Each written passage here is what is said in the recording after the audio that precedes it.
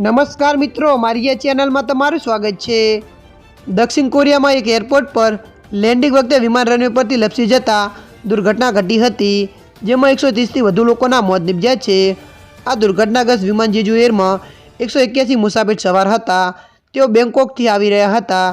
દક્ષિણ કોરિયાની fire fighter એજન્સીએ આ દુર્ઘટનાનું પાછળનું પ્રારંભિક કારણ વિમાન લેન્ડિંગ ગિયરમાં ખામી સર્જાતા રનવે પર લપસી પડ્યું હોવાનું જણાવ્યું હતું, પરંતુ તેનો બીજો વિડીયો રજૂ થતાં દુર્ઘટનાનું વાસ્તવિક કારણ જાણવા મળ્યું છે।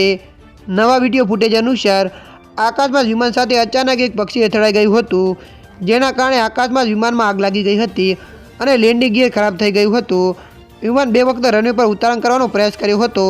બાદમાં ફરી લેન્ડિંગના પ્રયાસ દરમિયાન રનવે પરથી વિમાન લપસી પડ્યું અને વિકરાળ આગ લાગી ગઈ હતી, જેમાં ઓછામાં ઓછા 175 લોકો સવાર હતા, જેમાં પાયલોટ સાથે 6 ક્રૂ સભ્યો પણ સામેલ હતા, જેમાં અત્યાર સુધીમાં માત્ર 3 લોકોને જ બચાવવામાં સફળ રહ્યા છે। ત્યારે મિત્રો, હાલ માટે આટલું। મળીશું નવી અપડેટ સાથે। જો વિડીયો તમને પસંદ આવે, લાઇક, શેર અને સબસ્ક્રાઈબ કરી નાખજો। ધન્યવાદ।